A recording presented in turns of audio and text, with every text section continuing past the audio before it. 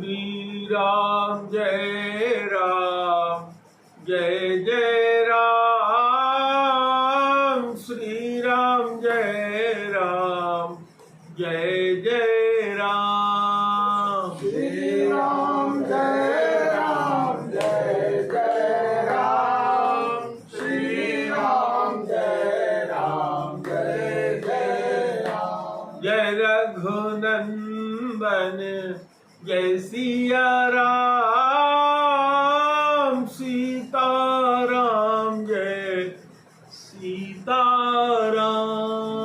जय रघुनंदन जय सिया राम। सीताराम जय सीताराम। भजले भजले राम का नाम, अंत समय में आएगा काम। भजले भजले राम का नाम, अंत समय में आएगा काम। जग की दौलत है बेकार, अंत समय में न आए रे काम। जग की दौलत है बेकाम, अंत समय में न आएगी काम। तो जप ले आठों याम, राम का नाम राम का नाम। जप ले आठों याम, राम का नाम राम का नाम। एक बार प्रेम से बोलो गुरुदेव भगवान की जय। सच्चिदानंद भगवान की जय।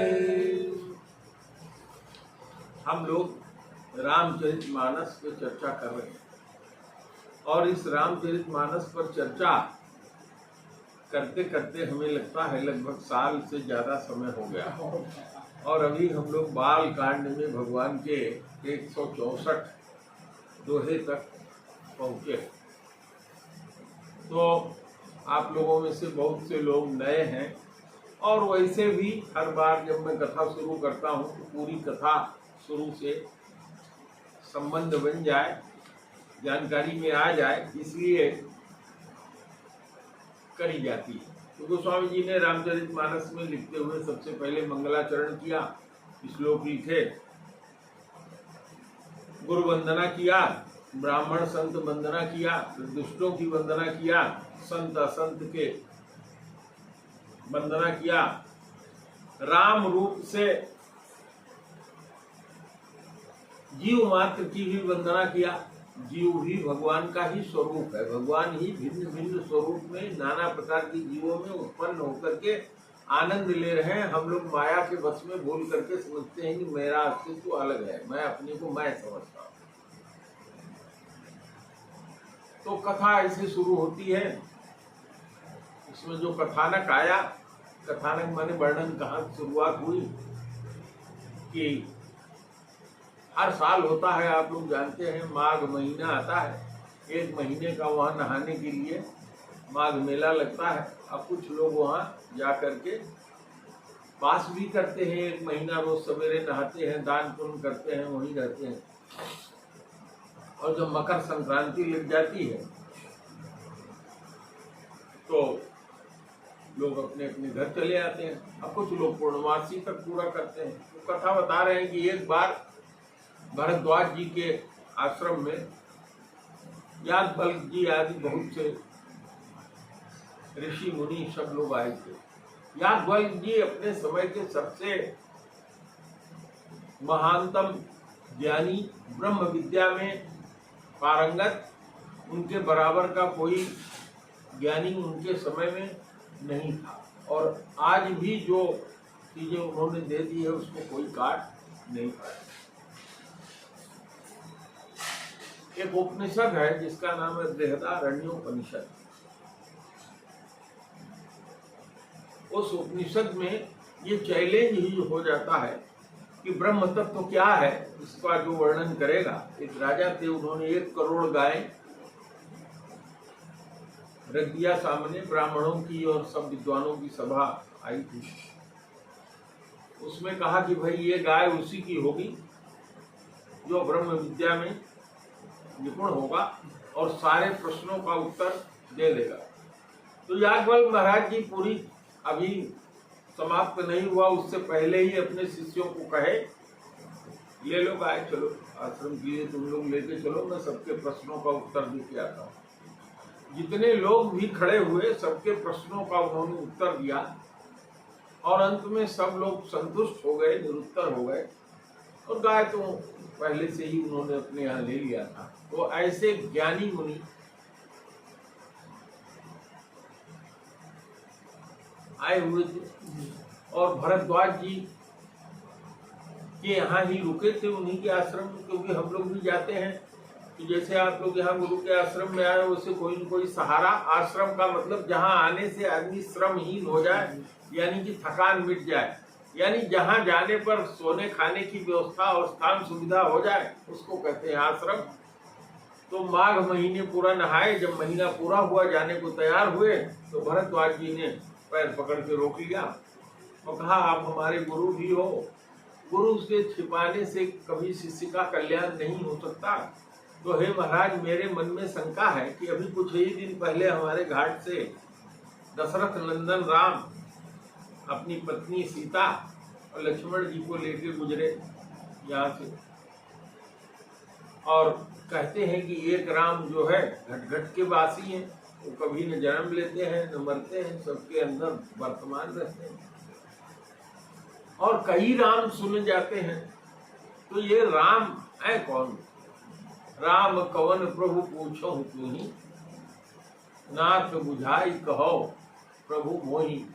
बुझा के कहने का मतलब जैसे कोई अनपढ़ आदमी हो, उसको बिरते बिरते बार समझा दो कि मतलब कोई डाउट न रह जाए। ये कथा उन्होंने भरद्वाज जी ने याज्ञवल्क्य महाराज का पैर पकड़ के कहा, महाराज रुक जाओ, ये कथा हमें जरा समझाए दो, राम कौन है बताए दो, तब आप जाओ। उन्होंने कहा कि नहीं भाई, मेरे पास काम है। कहे ना, हम पैर छोड़ेंगे नहीं, हमारे ऊपर कृपा करो, आप रुक जाओ, जब तक आप बताइयो नहीं तब तक हम जाए नहीं दे। खैर बाल हट, योगी हट, मान गए। क्रिया हट, 3 हट कहे जाते हैं, मान गए। याज्ञवल्क्य जी कहे, ठीक है, मैं तुम्हें बताऊंगा। तो बताना क्या शुरू किया उन्होंने कि एक बार त्रेता युग माही, असम हो गए कुंभजी सिपाही, तो संग सती जग जननी भवानी, अपूज्य ऋषि अखिलेश्वर जानी। एक बार त्रेता युग था।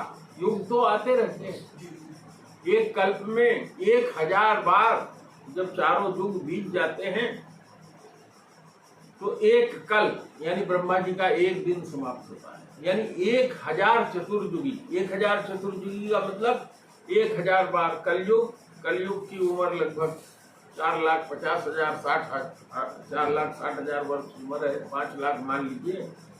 और इसकी 2 गुनी उम्र है द्वापर की, और उसकी 2 गुनी है त्रेता की, और उसकी 2 गुनी है सतयुग की।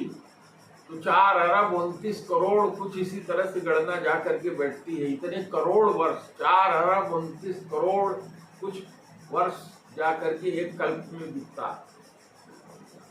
तो कहा कि एक बार त्रेता का युग था। कौन सा त्रेता था ये नहीं बता रहे, त्रेता का युग था। और भगवान शंभु स्वयंभू, जो किसी से पैदा न हुए, स्वयं प्रकट हुए, उनको भगवान शंकर कहते हैं। स्वयंभू जी, शंभु जी कहाँ गए? कुंभज ऋषि के पास। तो जो लिखने वाला है वो अपने शब्दों से ही ऐसी बात कह देता है कि समझने वाला उसके अर्थ को समझता रहे। और कहा क्या उन्होंने कि साथ में संग सती जग जननी भवानी, सती माता भगवान शंकर के साथ गई। और कहा गए? कुंभज जी के पास। कुंभ से जो उत्पन्न हुआ हो उसको कहते हैं कुंभज। कुंभ माने गड़ा। तो सती जी ने सोचा कि ये घड़े से पैदा आदमी, ये क्या कथा सुनाएगा।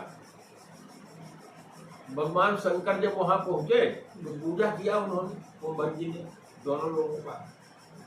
और जब पूजा वूजा कर लिए तो पूछा कि महाराज, हमारे छोट आदमी के यहाँ जो आपके दर्शन के लिए लोग तरसते रहते हैं, बड़ी कृपा किया गया, आप साक्षात माता जी के साथ हमारे यहाँ आए हैं, किस कारण से आए हो महाराज, हमको बताइए, सेवा क्या करूं। तो उन्होंने कहा कि सेवा यही है कि राम की कथा तुम बड़े अच्छे से जानते हो, और मैंने सुना कि रावण को मारने में भी आपने उनको मंत्र बताया था, तरीका बताया था कैसे रावण को मारे। भगवान सूर्य का जप भी आपने उनको बताया था, आप सब प्रत्यक्ष जानते हैं, तो हमको राम की कथा सुनाइए। राम मेरे इष्ट देव है, शंकर जी ने। तो कुंभन जी को भगवान के भक्त तो हैं ही, उनको भी बड़ा आनंद आया और बड़े प्रेम से उन्होंने, बहुत प्रेम से कथा भगवान शंकर को सुनाना शुरू किया। माता सती जो थी, पहले तो उनके मन में हुआ कि घड़े से पैदा छोटी जोनी का आदमी, और ये कथा सुना रहा है, और ये हमारे पति जो परमेश्वर कहलाते हैं, परमेश्वर हैं, कहलाते क्या है, और इसके यहाँ बैठ करके कथा सुन रहे हैं, उनका मन उनके द्वारा सुनाई कथा में नहीं लगा। तो हमें कथा सुननी चाहिए, कथा भगवान की है, कथा कौन सुना रहा है ये इमटेरियल है। ये नहीं सोचना चाहिए कि 2 कौड़ी का आदमी है, ये नीच जात का है, ये ऊंच जात का है, ये बड़ा है, ये छोटा है, ये विद्वान है, ये मूर्ख है, ये नहीं करना चाहिए।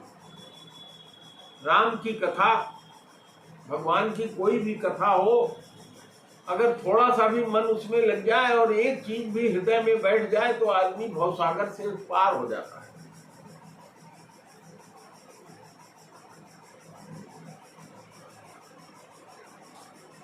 कथा सुनाते रहे वो, लेकिन माता सती ने कुछ सुना नहीं।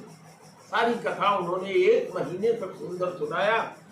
कथा सुनने के बाद महीना भर पूरा हुआ, जब सब कुछ हो गया तो भगवान शंकर के जाने की बारी आई, और उसी समय भगवान शंकर ने विचार किया कि हमारे प्रभु ने तो महाराज दशरथ के यहाँ अवतार भी ले लिया है, और सुना है हमने किसी दंडक वन में, जिसमें ये कुंभन जी हैं, अगस्त जी हैं, इसी वन में वो आए हैं, और माता सीता का हरण हो गया है, रावण चुरा के ले गया है, लेकिन मैं सामने से जा नहीं सकता, क्योंकि सामने से जाऊंगा तो सारी दुनिया जान जाएगी कि भगवान का अवतार हो गया, तो उचित नहीं है। काश दर्शन हो जाते। तो हम लोग जैसी लालसा तो है नहीं, भगवान की लालसा, वही भगवान शंकर की लालसा वो चट से पूरी हो गई। वो तो जिसको जो चाहते हैं दे देते हैं। उन्होंने मन में सोचा, योगियों में गुरुओं के गुरु, उन्होंने सोचा, और जैसे ही जंगल से चल रहे हैं दोनों लोग, सामने देखते क्या है कि सामने से राम और लक्ष्मण दोनों चले आ रहे हैं, और राम जी कह रहे हैं हा सीते, हा सीते। गोस्वामी जी के शब्दों में कहा जाए तो राम जी कह रहे थे, हे खग, हे मृग, हे मधुकर श्रेणी, अतुम देखी सीता मृग नयनी। हे पक्षियों, हे वृक्षों, हे लताओं, तुम लोगों ने क्या मृग के समान आंख वाली मेरी पत्नी सीता को जाते हुए देखा है क्या? तो माता सती सोचने लगी। इधर भगवान शंकर ने जब देखा तो कहा जय सच्चिदानंद। भगवान राम को जब देखा तो जय सच्चिदानंद, स्वामी सच्चिदानंद करके प्रणाम किए। अब माता जी तो चौंक गई, कह रहे हैं सच्चिदानंद। अरे सच्चिदानंद तो निर्गुण निराकार होता है, जिसको वेद भी नहीं जानता, जिसको कोई जानता ही नहीं, जिसका न कोई नाम है न रूप है। और ये तो पेड़ से पूछ रहा है, पक्षी से पूछ रहा है, इससे बड़ा बेवकूफ कौन है? दशरथ का लड़का है जिसकी बीवी चली गई। और अगर ये भगवान का अवतार भी है तो भगवान शंकर जैसे ही ज्ञानी भगवान विष्णु भी हैं, तो विष्णु जी इतने ऐसे तो नहीं हो सकते कि मतलब इस तरह से भटकते रहेंगे, भटकते फिरेंगे, बीवी खोजेंगे। और इतना विरह इनको है कि बीवी के बिना रह नहीं पा रहे, आज सीते, आज सीते। और वाल्मीकि जी जिन्होंने रामायण लिखी है, ये तो इन्होंने रामचरित मानस लिखा है, जो भगवान शंकर के मन में राम का चरित्र आया वो, और रामायण राम का जो घर है वो वाल्मीकि जी ने लिखा है। तो वाल्मीकि जी ने तो यहाँ तक लिखा कि राम जी ने लक्ष्मण से पूछा, लक्ष्मणा कौन, और लक्ष्मण मैं कौन हूं रे? तो लक्ष्मण कहते हैं कि तुम मेरे पिता हो, मेरे भ्राता हो, दशरथ के पुत्र हो, माता सीता के साथ हम लोग यहाँ आए थे, माता सीता गायब हो गई हैं, इसलिए हम लोग उन्हीं को खोज रहे हैं। हाँ हाँ हाँ ठीक कर रहे, ऐसा लिखा है वाल्मीकि जी ने। तो माता सती सोचने लगी कि इस तरह का पागल बौरहा आदमी जिसके कुछ समझ में नहीं आ रहा है, वो बीवी खोज रहा है, कह रहे हैं सच्चिदानंद। तो उन्होंने कहा कि महाराज आप सच्चिदानंद इनको कह रहे हो? कहा हाँ, कह नहीं रहे ये है। तो कहें कि नहीं मुझे तो नहीं लगता। कहे नहीं है, मेरे कहे से मान जाओ। बार बार समझाए लेकिन उनके समझ में नहीं आ रहा। भगवान शंकर ने सोचा कि कुछ होनी है यार, अब बार बार मैं समझा रहा हूँ, समझाने से भी ये समझ नहीं रही है, कुछ होनहार है, उस पर भगवान की माया है, जो उनकी इच्छा होगी वो होगा। हुई है सोई जो राम रखी राखा, तो करी तरक बढ़ा वैसा खा। उन्होंने कहा कि हे सती, अगर तुमको मेरी बात का विश्वास नहीं है तो जाके स्वयं परीक्षा लेके देख लो, लेकिन मेरी एक बात का ख्याल रखना कि परीक्षा बड़ा विचार करके सोच समझ करके परीक्षा लेना। अब सती जी सोचने लगी, नहीं आगे। अब उन्होंने सोचा कि क्या परीक्षा लूं, क्या परीक्षा लूं, तो उनके मन में एक विचार आया, चाहे वो देवता हो चाहे मनुष्य हो, आपके मन में अगर कोई विचार आ जाए, आप लोग स्वयं परीक्षण करिएगा, उस विचार के खिलाफ भी आपके मन में विचार आता है।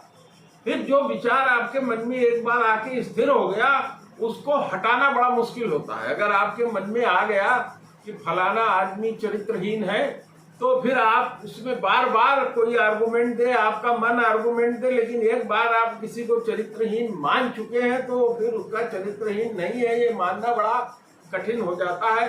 मन से वो मिटता नहीं है, बहुत कठिन होता है। ऐसा मनुष्य का भी स्वभाव है, देवताओं का भी स्वभाव है।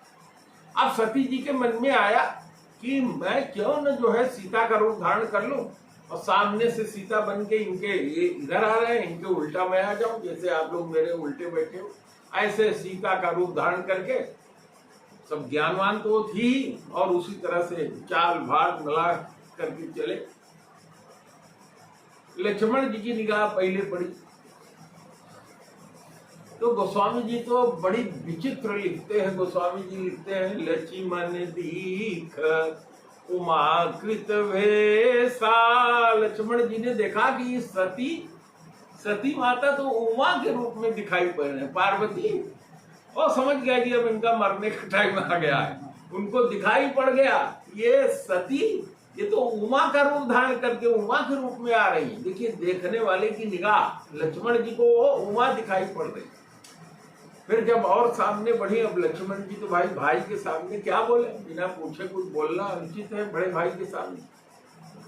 तो राम जी ने देखा, तो राम जी ने कहा कि वो परिचय अपना बताया कि मैं दशरथ का पुत्र हूं।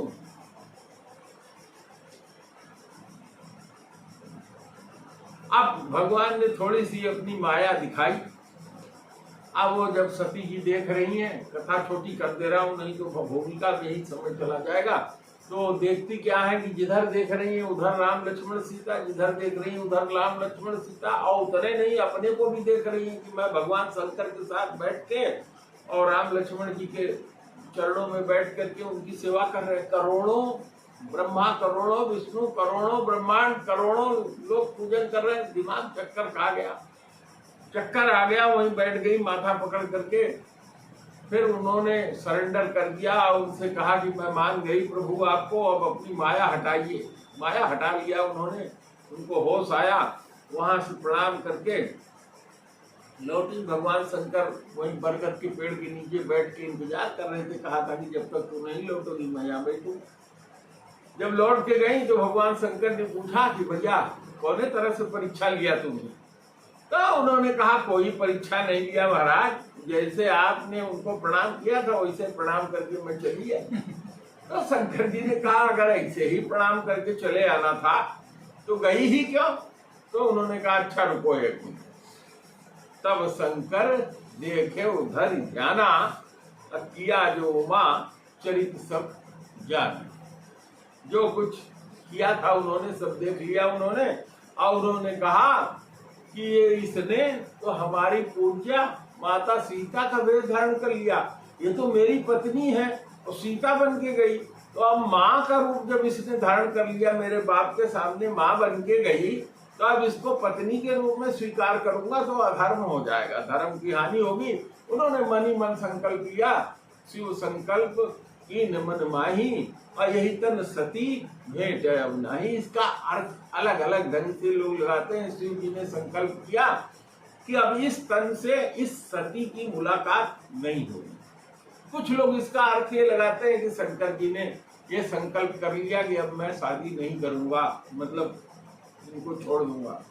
बहरहाल हरि अनंत हरि कथा अनंता कहें सुनई बहुविध सब संता। संत लोग हर तरह से भगवान की कथा का आनंद लेते हैं और विनोद भी करते हैं। भगवान के बीच में और भक्त के बीच में दूरी कम मिट जाती है जब तेरी हिम्मत ऐसी हो जाए कि जिस ठाकुर जी को तुमने पाला है, अगर तुम अपना लुंगी उठा के जो पहने हो उससे उनका मुंह पोंछने लगो, या उनको उसी लुंगी से नहला के उन पोंछने लग जाओ जैसे माँ अपने बेटे का करती है, छोटे बेटे का, तो ये भेद मिट जाना होता है। इस तरह से अगर सहज हो जाए, भेद हो जाए, भेद मिट जाए, अभेद हो जाए, तो प्रभु की प्राप्ति उस जीव को हो जाए। लेकिन बहुत ही कठिन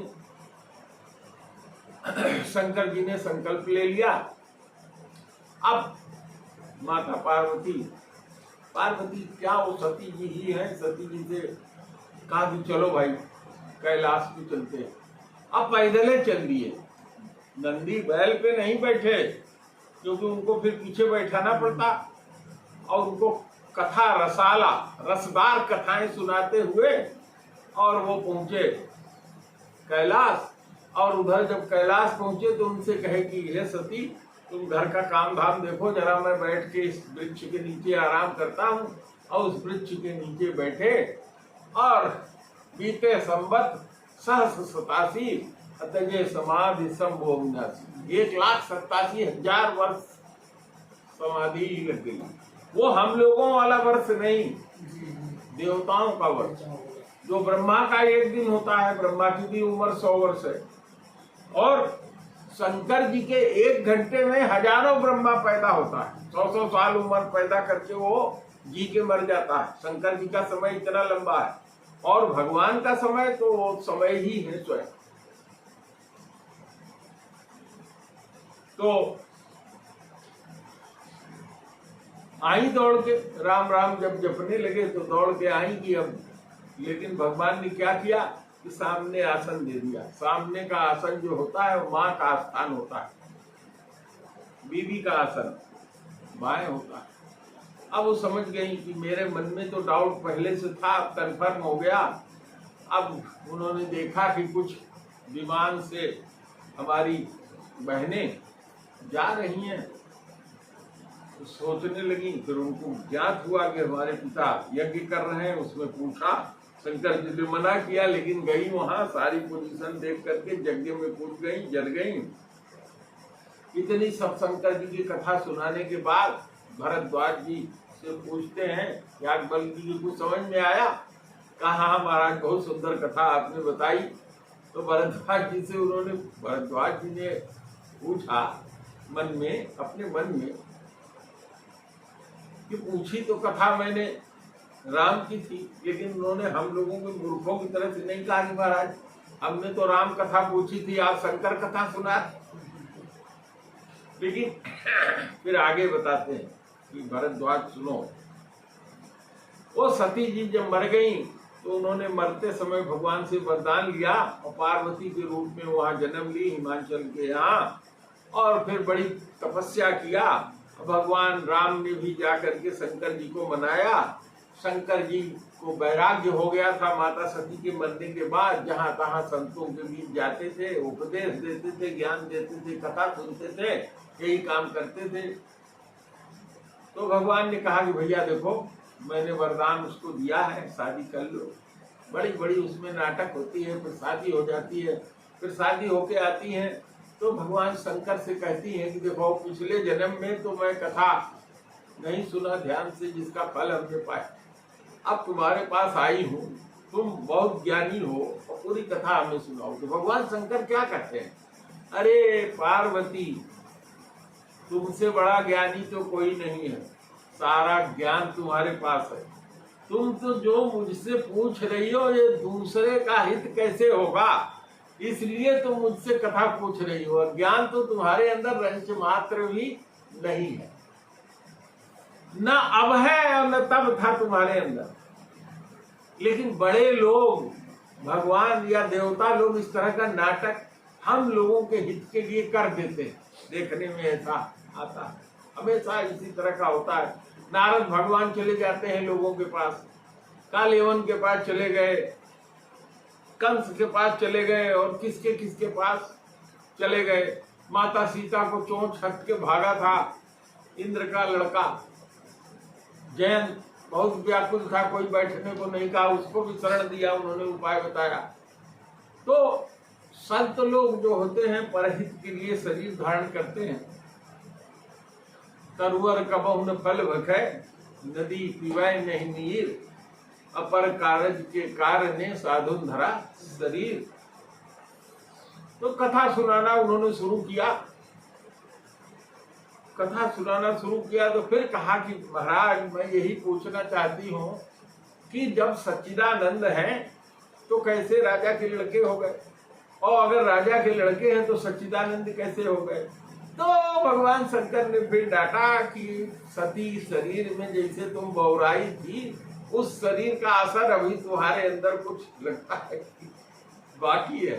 तो माता पार्वती ने कहा कि हे प्रभु, मैं आपसे तो इसीलिए पूछ रही हूँ कि कथा जो सकल लोक हितकारी, जो सब लोगों के हित के लिए है, सोई मुझको सुनाइए।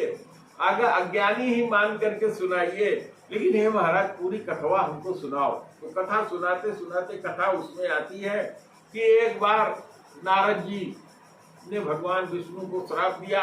तो माता कहीं कि हमारे गुरु नारद भगवान को श्राप, तो कथा वहां आ जाती है। नारद जी की कथा आती है, नारद जी तपस्या करते हैं कहीं जा करके, और फिर कामदेव को जीत लेते हैं, और सब कथा आप लोग जानते हैं, वो कथा हो जाती है। इसके बाद फिर अगली कथा सुनाते हैं कि विश्व मोहिनी का स्वयंवर, यही कथा इसमें आती है। भगवान आते हैं, शादी करके लेके जाते हैं, और नारद जी उनको श्राप देते हैं कि तुमने मुझको जिस रूप में ठगा, यानी भगवान विष्णु जो थे वो राजा का रूप बना करके गए थे वहां शादी करने, और विश्व मोहिनी ने उनके गले में डाल दिया था। और जो रूप तुमने हमको दिया, बंदर हमें बनाया, तो तुम्हें भी मनुष्य बनना पड़ेगा, पत्नी का विरह होगा, और हमारे जैसे स्वरूप वाले ही तुम्हारी मदद करेंगे। तो भगवान ने कहा कि नारद, तुमको तो श्राप भी नहीं देने। बहरहाल एक कथा ये सुना दी। दूसरा मनु शत्रुपा की कथा सुनाई कि एक बार मनु और शत्रुपा के मन में आया कि परब्रह्म परमेश्वर जो है वो अपने भक्तों के हित के लिए सगुण रूप धारण कर लेता है, जो निर्गुण निराकार है। तो उनकी कथा सुनाते हैं, कैसे कैसे वो कथा चलती है। और उसके बाद फिर कथा सुनाते हैं एक राजा की, उसी राजा वाली कथा इसमें चल रही है। अब वो कथा प्रताप भानु नाम के राजा की कथा है। राजा प्रताप भानु बहुत ही समर विजयी थे। एक बार एक सुअर के पीछे पीछे एक ऐसे जंगल में पहुंच गए जहां सुअर जो था वास्तव में तो वो राक्षस था। वो शरीर बचा लिया, जाके ऐसे गिरवर गुहा में घुस गया कि उसको पाए नहीं। वो रात हो गई और राजा को अभिमान ये था कि आज तक मेरा बाण कभी खाली नहीं गया, इसीलिए सारी सेना छोड़ करके वो भागते गए पीछे पीछे। अछुधा, पेट भी खाली हो गया, पानी से भी प्यासे हो गए, इधर उधर देखने लगे। एक जगह देखा तो एक संत मिला, कपटी संत, और उससे जाकर के उनकी चर्चा होती है और फिर उसी में वर्णन आता है। तो उसी समय राजा प्रताप भानु को वो जो फर्जी साधु है वो कहता है कि देखो, मैं तो ऐसा साधु हूं कि जब से संसार पैदा हुआ तब से मैंने जो शरीर धारण किया है, तब से मैंने दूसरा शरीर धारण नहीं किया। और उनको पूरा विश्वास में ले लिया और कहा कि जो तुम्हें मांगना हो मांगो। तो राजा प्रताप भानु ने मांगा कि महाराज हमको ये चीज दे दो, वही इस दोहे में है। जरा मरण दुख रहित तनु समर जितै नहीं कोई। उन्होंने उस नकली साधु से क्या मांगा कि जरा माने बुढ़ौती, मरण, जबकि संसार का नियम है कि जो पैदा होगा और जवान होगा, बच्चा रहेगा, जवान होगा, बूढ़ा होगा, मरेगा। तो जरा माने बुढ़ौती न आए, मरण न हो, और जितने दिन जिए दुख न आवे। तो दुख भी संसार में होना है। सुख के लिए संसार में आदमी कर्म करता है, लेकिन पाता क्या है? अंत में दुख पाता है। जो सोचता है वो होता नहीं, और जो होता है वो उसने कभी सोचा नहीं। यही संसार का नियम है। तो मांग क्या रहे? जरा मरण दुख रहित तनु असमर जितै नहीं कोई। जबकि उसके खिलाफ कोई लड़ने वाला नहीं था, सबको परास्त करके अकेला राजा पूरे विश्व का हो गया था। अब फिर क्यों मांग रहा है? मूर्खता की बात कर रहा है ना। तो एक छत्र रिपुहून महिराज कल्प सत हो। 100 कल्प तक मेरा अखंड राज्य स्थापित हो जाए। जीव का यह स्वभाव है, लालच वो करता है। इस तरह से जीव वृत्ति में वो आ गए और एक एक यज्ञ सैकड़ों बार उन्होंने किया था। वेद ने जितने तरह के उपाय बताए हैं सब उसने नाना प्रकार के उपाय भी किए थे। लेकिन यहाँ देखिए, मन में जरा सा लालच की भावना आ गई और कैसे चीज बिगड़ जाती है। अब वो जो कहता पस नृप ऐसे ही होई, वो जो तपस्वी था वो एक राजा था और उसको भी इन्होंने हराया था। वो अपने घर गया नहीं और उसी जंगल में नकली साधु बन करके अपना जीवन बिता रहा था। उसी के यहाँ ये पहुंच गए थे। तो वो तपस्वी जो बना हुआ तपस्वी था, जो पहले पुराना राजा था जो इनसे हारा हुआ था, उसने कहा जिसको कुछ नहीं आता है वो आशीर्वाद देने में बहुत तेज होता है, यही लक्षण जान लो। किसी ने कहा महाराज हमको आशीर्वाद दीजिएगा, जाओ जाओ आशीर्वाद है तुम्हारा, सब काम हो जाए। और जो पहुंचा हुआ संत है उससे बार बार मांगो तो यही कहेगा भगवान भाई तुम्हारा कल्याण करे। तो कहता आपस में ऐसे ही होई अकारण एक कठिन सुन सो।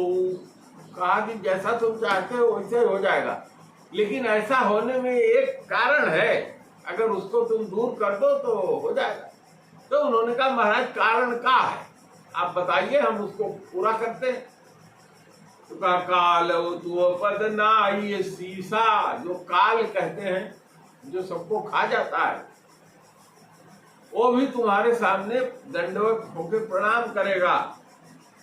और एक विप्र कुल छाड़ी महिषा, हे राजन ब्राह्मण कुल को छोड़ करके जो भी ब्राह्मण लोग जो होते हैं किसी की सुनते नहीं। कोई कितना धनी आ जाए, कोई कितना वो आ जाए, संपन्न आ जाए, सेठ आ जाए, लेकिन वो करते सब अपने मन की ही है। तो ब्राह्मण कुल नहीं मानेगा तुम्हारी, बाकी तो सब लोग तुम्हारी सुनेंगे। तो ब्राह्मणों के बारे में बता रहे हैं, संतों के बारे में। तप बल विप्र सदा बरियारा, तिनके कोपन को रखवारा। तपस्या करते हैं ब्राह्मण लोग, तो उस तपस्या के बल से वो हमेशा बरियार होते हैं, मजबूत होते हैं, उनको कोई हरा नहीं पाता। तप बल विप्र सदा बरियारा, तिनके कोपन को रखवारा। जब वो गुस्सा कर देते हैं, कोई श्राप दे देते हैं, तो उसको बचाने वाला कोई होता नहीं है। अजो विप्रन वस करहु नरेशा। हे नरेश, अगर तुम ब्राह्मणों को, विप्रों को अपने बस में कर लो। अब विप्र की परिभाषा गोस्वामी जी ने रामायण लिखते ही कहा है। कई कई जगह गोस्वामी जी ने विप्र की परिभाषा, विप्र को कई शब्दों में कहा है। जिसको विप्र कहते हैं वो उसको कहते हैं भूसुर, धरती के देवता, वही विप्र। तो कहा विप्र की परिभाषा उन्होंने क्या क्या दिया है गोस्वामी जी ने? बालकांड की शुरुआत करते ही कह दिया है कि जो मोह रूपी अज्ञान को दूर कर दे वही विप्र है।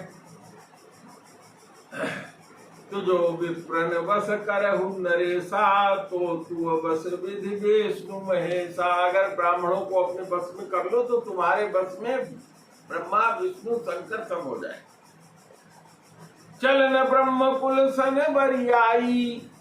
कोई अगर चाहे कि ब्राह्मणों के जो विप्र है उनके साथ अपनी वाली करा ले तो ये चलता नहीं किसी का। असत्य कहूं दो भुजा उठाई। इसने से हाथ उठा के कहा मैं ये बिल्कुल सच्ची बात कह रहा हूं। वो सब किसी के सुनते नहीं है। विप्र साप बिनु सुन महिपाला। कहा कि हे राजा सुनो, अगर ब्राह्मण तुमको श्राप न दे तो तुम्हारा अंत नहीं होगा। अतोर नाश नहीं कौन हुकाला। तो तुम्हारा नाश किसी भी समय नहीं होगा। हर खेउराव बचन सुनितासु, नाथ न होई मोर अब नासु। बहुत प्रसन्न हुए। कहा है प्रभु, अरे आप तो हमारे रखवारे है ही है। उस कपटी मुनि से कहा कि आप के रहते, आप तो है ये हैं। तो प्रसाद प्रभु कृपा निधाना, मोह कहु सर्व काल कल्याणा। कहा है प्रभु, आपके कृपा से तो मेरा हर वक्त कल्याण होना चाहिए। जब आप ऐसे सक्षम हैं। देव मस्तु कही कपट मुनि, बोला कुटिल बहोर। वो कपटी मुनि जो था, कहा यो मस्त ऐसा ही होगा। फिर बोला, वो क्या बोला? मिलब हमार भुलाव निज, कहूँ तो हम ही न फोर। हमसे जो मिले हो इसको भूल जाना, किसी से कहना नहीं। और अगर कहोगे तो तुम्हारा क्या गड़बड़ हो जाएगा, वो उसमें मेरा कोई दोष नहीं। ताते मैं तो ही बर जाऊं राजा, कहे कथा तो परम काजा। जो हमारी तुम्हारी भेंट हुई है, ये कहानी किसी से बताना मत। और अगर इस कहानी को बता दोगे तो तुम्हारा नाश ही हो जाएगा, आकाश हो जाएगा। आनो पाव निधन तो नाही। देखो उनके सामने कह रहा है कि और उपाय से तुम्हारा कोई नाश नहीं होगा, निधन नहीं होगा। अजो हरिहर को पहि मन माही। जो हरि और हर, हरि माने भगवान विष्णु और हर माने शंकर जी भी अगर मन में क्रोध कर ले तो भी तुम्हारा नुकसान नहीं होगा, खाली बबरन से बचो। तो कहे अच्छा, सत्यनाथ पद गही निपुभा खा, गुरु क्रोध कहु जो को राखा। राजा जो थे वो कपटी मुनि का चरण पकड़ के कहा कि हाँ महाराज आप सही कह रहे हो, ब्राह्मण और गुरु के क्रोध से तो कोई बचा नहीं सकता। राखई गुरु जो कोप विधाता। अगर विधाता भी क्रोधित हो जाए तो गुरु बचा लेता है। अगुरु विरोध नहीं को जग त्राता। और अगर गुरु विरोधी हो जाए तो संसार में उसको कोई बचाने वाला नहीं है। एक और कोई कवि है, उन्होंने भी कहा है, हरि रूठे गुरु शरण है। कबीर साहब कैसे कहे? रूठ से जो कबीर नहीं होता है। तो हो ये विप्र बस कवन विधि। इसने कहा कि ये विप्र लोग किस तरह से मेरे बस में होंगे। कहो कृपा करि सोई, कृपा करके हमको बताइए। तुम तजदीन दयाल निजे, हितु न देखूं को। तुम्हारे अलावा मुझको कोई मेरा हित करने वाला दिखाई नहीं पड़ता है महाराज, आप बताइए। तो अब आज की कथा यहीं समाप्त करेंगे। अगली कथा अगले संडे को आगे फिर होगी। अभी कथा महाराज जी की हुई, वहां भी होगी, चलना है तो आज 11 हो गए। तो श्री राम जय जय राम, श्री राम जय जय राम, श्री राम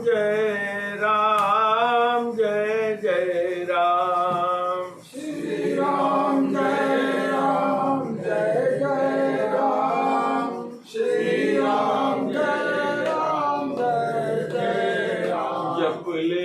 जप ले राम का नाम, जो आपन चाहो कल्याण। जप ले